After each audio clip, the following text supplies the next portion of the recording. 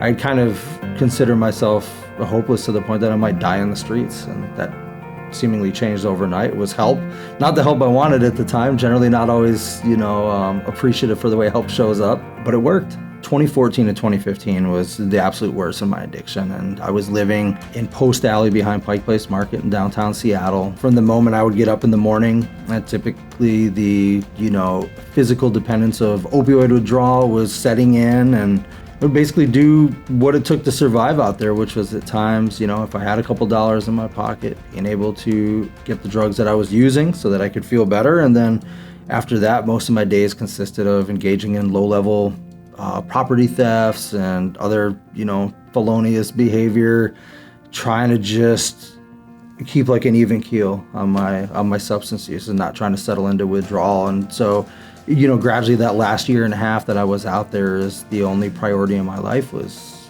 not even getting high anymore, but just getting well, just trying to push aside the tragedy of my existence out there by trying to find a way to numb it. And heroin did that for me, crack cocaine and alcohol, just kind of anything I could get my hands on, required engaging in a lot of behaviors that put me in poor favor with the local police department and the businesses down there. Eventually it turned into a drug operation crosstown traffic in 2015, in which I would come to find out that I was had sold narcotics to an undercover officer, confidential informant, and that would be my ticket into drug diversion court and eventually treatment with THS. The day he got out of jail was the first day he came to see me, and he was struggling with a heroin addiction, had consumed his life, took him to homelessness, severed his relationship with his daughter and family members,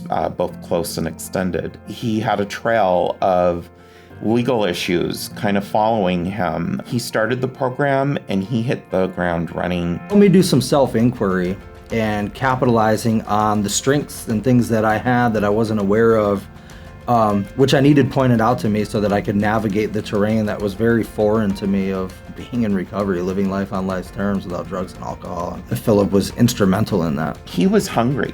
I mean, that was really something that stood out about Joe, is he wasn't just sitting here because he wanted change. He was hungry for change. He wanted everything that we had to offer. I ended up becoming an employee with Therapeutic Health Services within the first year after I had graduated drug court. There was a position on the drug court team at the drug court offices that opened up that has historically had been contracted with Therapeutic Health Services. Fairly incredible process because I ended up interviewing, with some staff that I had been familiar with in my time as a client. Philip Jones, who had been my counselor, for that year in drug court, became my supervisor inside of all of this inside of 2 years. And so it's just kind of, I think it goes to show how beautiful and unpredictable, in a positive sense in my experience, that the recovery process really can be. We don't get to see that very often in our field. From time to time, if you're lucky, but to see somebody progress and then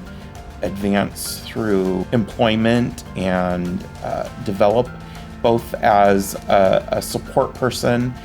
He's gone on to author a book about his experience. I mean, that's incredibly amazing thing to see happen for somebody, especially when you saw them on their first day outside of jail, down and out and not really in the best place in the world, to now them being a professional in the community that is a partner to what myself and other clinicians here do. So in December of 2020, I was able to publish my memoir, Causes and Conditions, A Life Experience in Addiction and Recovery.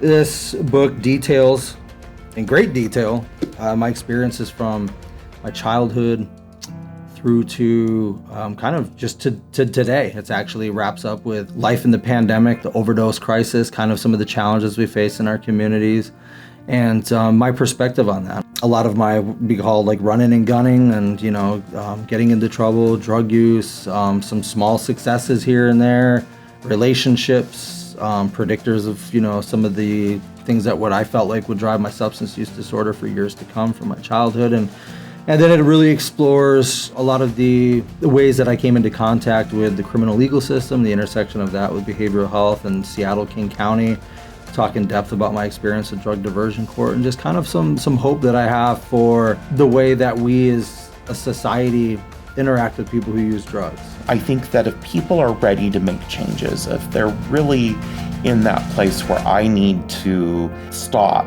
and get my life in order, reach out, keep reaching out. Don't just put your eggs in one basket. Ask for help.